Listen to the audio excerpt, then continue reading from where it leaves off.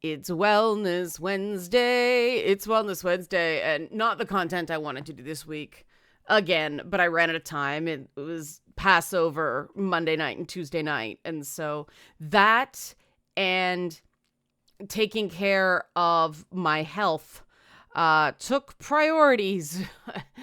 I am trying to be better about that.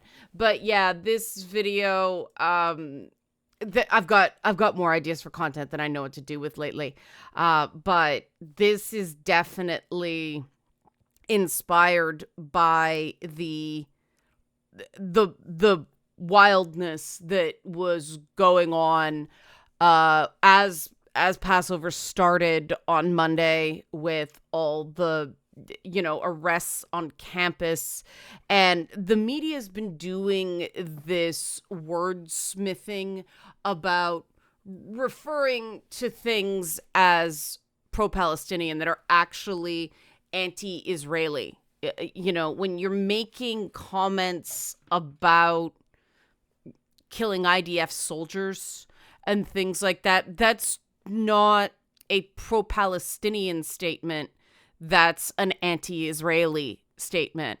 And people claim they know the difference, right? And then never mind when it gets into things like go back to Poland, said to Jewish people. Only half my family's from Poland.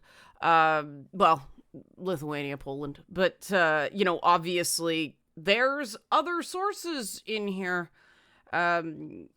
But yeah, there's been a lot of hate since last October, and people deny it's hate.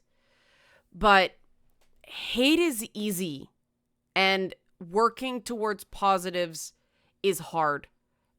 Even though it's more rewarding, and that's the challenge, is that long term, in real terms, working towards positives is better than trying to run from negatives. There's actually data that being for or toward motivation versus away from or against, that being for things, moving toward things, is actually better for your health because of the impact that being against things all the time has on the body. So if you like this content, help support this channel. Become a monthly patron, patreon.com/LeannaK, or buy a one-time Leanna Care session for someone who uses but can't afford it, coffee.com/LeannaK. I'm going to do something on Friday about whether or not I play Stellar Blade, because this is another one where I am curious about the game. It took me a long time to get into Nier Automata, but I ended up really enjoying it. It takes the story there a long time to really get going, but I ended up enjoying the concept. The map sucked. And I like things like Death Stranding. Like, I like weird shit. And so Stellar Blade looks possibly interesting, but with all the other things that are going on, I am not sure I want to I'm not sure I want to pay money to subject myself to that negativity. So what I'm thinking of doing is, all right, set a goal on coffee, and if it makes that goal on Friday, I'll play Stellar Blade. If not, I won't. We'll just let it pass. Because it's one thing to deal with bullshit. It's another thing to pay to deal with bullshit. And I have been feeling how constantly being around the against statements, the away from statements, the negativity, it's been eating at me. It affects my sleep. I just feel unwell. A whole bunch of things. I need to be, okay, what's my goal? What is a goal I work towards? And to me, a safe and free Palestine is a great cause. You know, it's way above my pay grade how to get there. But as many experts in the region are saying, you know, Israel's not going anywhere. The Palestinians aren't going anywhere. So they got to work it out. And I think that's the fairest statement that anybody can make about what is actually going to solve the problem. Just because we know we have a goal doesn't mean getting there is easy or simple. And that's why a lot of people would just rather be against something because your hands are clean there. Oh, I just oppose this, right? Because I'm opposed. You know, you don't get my vote. You don't get my money. I boycott. Well, that's easy. That requires nothing of you. All you have to do is do nothing. But it doesn't make things any better. In order to actually do better, you have to move towards something. You have to start taking risks. You have to start making mistakes. And that's when the period of feels bad man gets really intense. And I have been through this in so many things. You know, we're working on getting the combat demo out for Song of Sparkle Muffin in May. Kickstarter backers should have gotten that update. And oh man, it's like the last 10% has just been fuck. So doing anything, taking steps toward anything has frustration, has disappointment. And if somebody is constantly at the end of their rope, they don't have the extra in the tank to, you know, work through the really disappointing, frustrating, feeling like a fuck up. Why did I do this? This is way too big. All that stuff, right? The problem is, if you do that, if you're constantly, no, I oppose, you don't do anything with your life. And we do see a lot of people in these causes, not just left-wing causes. There's people who have really been stagnated by other stuff as well because they oppose a consulting company or they oppose a piece of DRM. When you say, I am for creative freedom and freedom of speech, that becomes much harder, but also more worthwhile. See the pattern? I am somebody who is very in favor of creative expression, which means, you know, just because I don't like something, I'm still gonna advocate for its right to exist, you know? Like I said, Stellar Blade looks cool. I really don't like the discourse surrounding that game. I think there's a lot more to Eve's character design than her ass or the naked costume options. There's way more going on there. The discourse on that game is just circling the fucking bowl. You know, the censorship of the pinup images of Lara Croft that she's got by her lockers in, I believe it's Tomb Raider 3. On the one hand, Square Enix is owner as the IP, has the right to do whatever they want. I'm allowed to say, no, that changes the character. As somebody who does have merchandise still around here from my old modeling days, I've got one of the Zippos I did for Battle Stations Pacific, ironically, another Eidos game. I relate to the this is ridiculous element of the whole thing. And I always got the sense with Lara Croft that she wasn't impressed by the fascination people had with her body. She wasn't bothered by it either. And that's a very real character point. I thought that was in keeping with Lara as very instrumental in terms of everything's a tool to get to her goal, to get the shiny, to solve the mystery.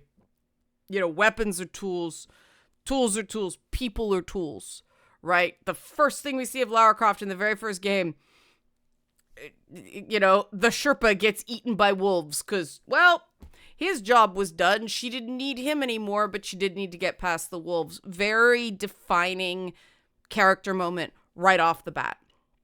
And I do think that everything's gotten stupid in terms of just taking away and taking away and taking away.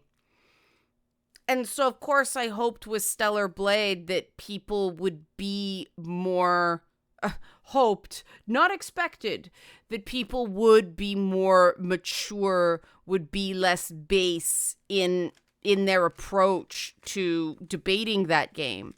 Because I recognize that personally, my commitment, and this is how being for something instead of just being against things works, my commitment to maximum creative freedom for the maximum number of people means I have to be responsible both in how I advocate for things I do like, advocate, and how I talk about things I don't like. You know, Song on her channel has a video about the Tortured Poets Department, the Taylor Swift album. And, you know, she points out that if you don't like it, don't read, or don't like it, don't listen, or don't like it, don't watch, doesn't preclude people from saying, okay, I watched it, I was open to liking it, but I didn't. You know, recognizing that it's not for you is not the same as I gave it a try, I had an open mind, okay, I have issues. I watched the first part of Rebel Moon. I have not watched the second part of Rebel Moon because apparently it's terrible and it is everything I don't like about movies like that. An hour of slow-mo off the top. I fucking hate slow starts. I saw Godzilla X Kong in 3D in theaters on Sunday. It's amazing. It is the best stupid movie ever, and it just fucking starts. Like, it's so good. It's so dumb, but it is so smart dumb. It was intentional about what it wanted to be, and it just went for it. It's fantastic for what it is, right? And this is the thing, we have to be, if we truly do believe in free speech, instead of just opposing censorship, we have to be responsible, because having a platform is power. Being able to make stuff is power. And with power comes responsibility, you know, Spider-Man cliche, but that's a cliche that more people need to listen to, right? You want maximum freedom, not just no formal censorship. And this is the difference, right? Because if you want creative freedom, you have to be responsible when you do like something and mature when you do like something. And then you have to be responsible and mature when you don't like something. That's what's required for creative freedom to actually flourish. Because what we've got now is just a bunch of people screaming whenever there's anything they don't like. No censorship, no woke, no objectification, you know. Both sides are doing it. And so what happens? We don't have maximum creative and real freedom in real terms. People are not taking risks. Everybody's just putting out safe, repetitive copy, copy Fortnite, then copy, there's going to be a ton of Larian copies coming out, and copy The Witcher 3, and eventually people are going to realize that studios like CDPR, studios like Larian, you can't really copy them because their models are so, like, their business models are so unique. But that's safe. That will guarantee a certain algorithmic base. It will guarantee a certain amount of, if you like this, Steam will recommend that, right? As opposed to, let's make something like Stellar Blade. Let's make something that maybe the whole point is the playable female character is not super attractive, like female Shrek the game, right? People have as much right to give that a shot and see if it works as, the waifus. In terms of creative freedom, there can be no wrong answers, including the things you don't like, including the things that offend you. Now, like actual harassment of real people, no, that's not okay. So I saw a lot of people who, I don't like censorship. Fuck you, Laura Bailey. You killed Joel. No, Laura Bailey did not kill Joel. Abby killed Joel in the Last of Us 2 game. The actress didn't write the script. Why the fuck do people harass the voice actress? It doesn't make any fucking sense. And that's why anybody who believes in something like creative freedom has to also say, no, there's right and wrong ways to argue this. There are bad tactics, not just bad targets. No, because we're working towards something. We see the goal. We're willing to put some skin in the game, and we're willing to have delayed gratification and personal responsibility in service of this place we want to go, as opposed to just attacking something and running away from things and thinking we are allowed to do everything, everything is permitted because we just have to stop this thing. Do you see how different the points of view are, how different the framing is? This matters because we've run out of road on a lot of issues. Fandom, geekdom, gaming, all this stuff. We tend to get the culture war shit first. We got the whole, left versus right thing in 2014, as opposed to where in the rest of the culture it really got going in the 2016 US election, right? We got all the trans stuff before the rest of the world did. We are incubators. We're the demo for this stuff. And it bothers me because I'm seeing more and more devs, mostly indie devs, but some, devs that work on AAA stuff. I've seen more and more of them engaging in political arguments in very, very juvenile terms, telling people to get fucked and things like that. And it's like, you know what? When you have the ability to get shit done, be better than that, because you're working towards something, not just against something. And we all lose it sometimes. It is, especially when you're making a game, it's very stressful and it's very nerve-wracking. And, you do start doubting yourself a lot when it comes time to release anything, because the waves of criticism are going to come. And so, time almost slows down. And I don't care what anybody says when there are certain things it's like, yeah, okay, we know that because um, we knew that had to be fixed. So, all right, no problem. But when you really, I've heard some heartbreaking things from other devs about, basing a character on a friend or one of their kids, and somebody goes, "Oh, that's so unrealistic. Nobody's actually like that." I mean, it's an ignorant comment, but it still stings, right? It hurts because you put someone in because you cared about them, and someone shat all over it. But you got to do it because there's two types of people in this world: people who try and people who don't. And it really is that simple.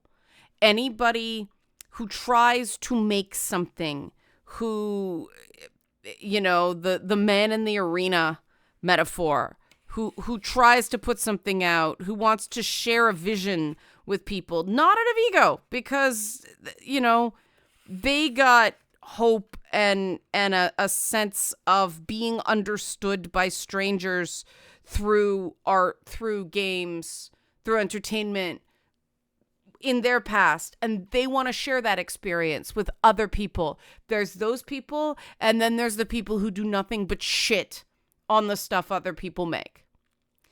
And everybody has the choice what to be. Now, if you want to make stuff, if you want to be one of the people that makes and shares, you're sharing of yourself. So you're going to have terrible days. You are going to get hurt. You are going to get very worn down. God knows I have of late. I have been so tired. I knew I was tired, but I've been prioritizing getting more sleep on weekends now. And I feel a lot better, and I still feel awful. It's just one of these things that I want to do all the things, and so I run myself down. But it has also been a ton of bullshit that is exhausting as well. Getting falsely accused of stuff, some of it's ridiculous. But when it comes from people who had every reason to know better, that stings. And personally, I find it harder to watch it be done to other people. Because when it's you and it's like, well, maybe I did make a mistake, or maybe I did fuck this up, and you start second guessing yourself. But then when it's somebody else, and you were there and you saw it, and absolutely they did not do that thing, it almost feels more unfair, right? And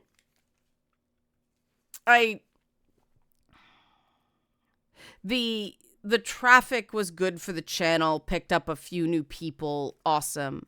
But the world of negativity in the world of against is not a place I can inhabit for very long. I have to stick my head in and then get out again. Because I'm a builder. I'm a creator. I'm somebody who wants to build stuff up, not tear stuff down. And I know that building stuff up is much, much harder than tearing stuff down. But it is more rewarding. The problem is, even though it's better for you, even though you get better outcomes, even though you feel better about yourself, it is harder. And that trade-off is really challenging and requires a lot of discipline. And that's one of those things where everybody slips sometimes, and it's like, all right, you had your moment, suck it back up, get back to it. And I think too many people just think that I had this experience on Twitter before I signed off, just was like, fuck it, for Passover. And it was somebody who said something really shitty. And I checked their bio, And their bio was full of shittiness. You know, they had mentally ill so-and-so, or mentally unstable. That's right. Not mentally ill, mentally unstable so-and-so. And I'm like, if a person is defining themselves as unstable, well, their opinion's not worth anything to me, because to me, and this is a purely subjective opinion that was based on, do I want to continue the conversation, or do I just want to block this person because they're a waste of time? And from that, they were being so judgmental of other entire groups of people, using language that had been used against the groups that they are a part of. And yet, when someone puts mentally unstable in their bio, that's something I want to be judged on, right? And to me, that's, oh, go easy on me. I'm not well. Okay. Well, the trade-off of that, if you want people to go easy on you, you gotta go easy on other people too. No double standards. None. That's not respectful. That's not equal. That's not inclusive. And God, the stupid things people fight over. So I decided to just block that person. Because I wasn't interested in their opinion. What's the point? Get more noise? And more I find myself going, do I really want to talk to this person? Because one of the things you have to do when you actually want to be for things instead of against them is you've got to get away from people who are against things instead of for things. And I know that with, you know, the clients I work with one-on-one, to see people, you know, so many days of the week doing the hard work and, you know, running the loop again and again and again and again, trying to get a little bit farther. And they're doing it because they want to be done with it. They want to build their lives. They want to move forward. They don't want to be stuck. They don't want to just be fighting against the trauma and the bad memories forever. I see them putting the work in, and I become increasingly tolerant of people who are just, this sucks, she's ugly, this is fat, bad, woke. Fuck them. It's brainworms. And that's where it is. If you don't like so-called woke media, I have a very different definition of woke than the people who use it without the air quotes do. But if you don't like it, okay, don't watch it. You can talk about why you don't want to watch it, but don't say it shouldn't exist. Because freedom means things you don't like must be allowed to exist. And yeah, that's hard. Holy crap. There's a lot of stuff out there I just can't stand. You know, it's like watching around the weird sex shit in any streaming series, especially in the first episode. It's like, yep, I remember the first episode of Game of Thrones, that close up on Emilia Clarke's bare breast that was so close you could see, you know, the dimpling on her areola. And I'm like, what did that do? It was just boob. They did it, I think they did more than one shot, but I remember it being boob. And it's like, what? What did that do? What storytelling device did that serve? I mean, if you want to say, okay, it's the camera showing how objectified the character is, which ultimately leads to her going crazy, which explains how the character ended up. All right. But for me, it was like, no, I'm watching around that to see Peter Dinklage, quite frankly. And we all got to do that with stuff. And after a while, it does get tiresome. You know, like I said, I'll deal with a couple of scenes in the first episode of a streaming series or an HBO show because HBO, I swear, stands for Hey Boobs Out. It's like they need to do it to get the pilot made. But an hour of people tilling wheat in the second Rebel Moon movie, nope, not going there. We all have our limits, right? We all have the things that we tap out. But if Zack Snyder does get his 6 Rebel Moon movies because other people like it, good for him. I think that there's so much. And part of the problem is there is so much that smaller works are getting lost, but that's something for another day. Try being 4 things. Visualize what you want in positive terms. There's a reason I say on It's Not Therapy, healthy goals are based on things you can control. Think about what you want to have happen. Not, I want this to stop. No. Positive statements. Positive, active statements, right? So if you want, I don't know, a greater variety of entertainment, I don't want this woke crap. No, you want a greater variety of entertainment, right? Advocate for the stuff that is outside the box. You know, if you really like Stellar Blade, stand Stellar Blade. But please say something other than something about Eve's ass. You know, please use words other than hot. Advocate effectively for the things you like, as opposed to just constantly focusing on the things you feel are against you or the things you are against.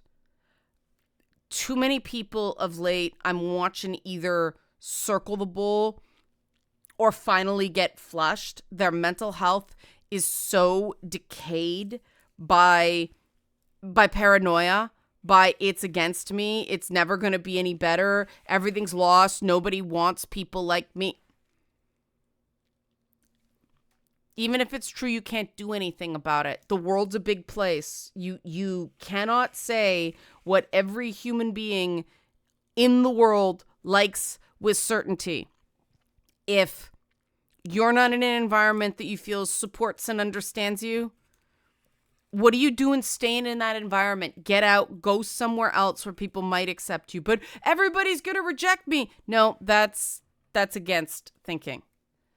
And that's where the values work comes in. I'm doing that with a lot of clients lately. What are your core values?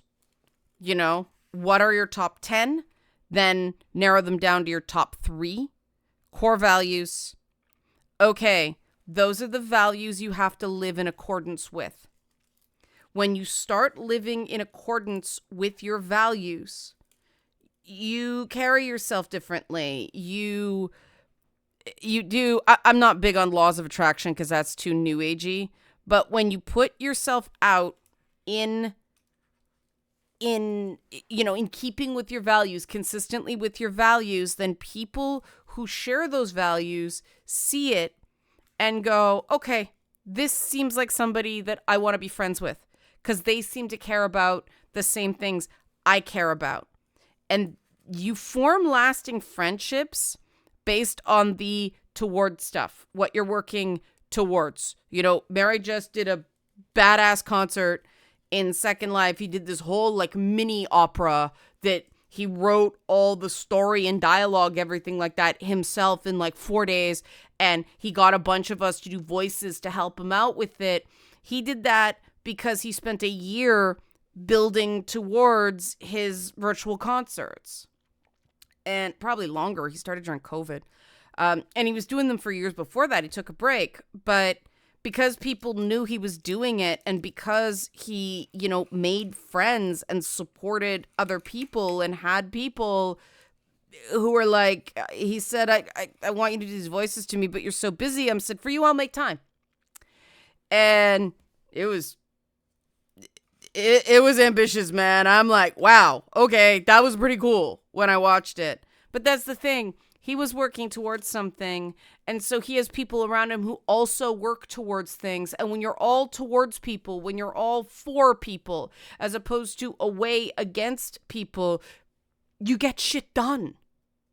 You might get labeled problematic, as Song says, problematic people get shit done. But, you're labeled problematic because you're making active things that people can scrutinize. But you get shit done.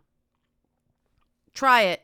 I guarantee you, if you keep at it and keep refining and refining, things will get better.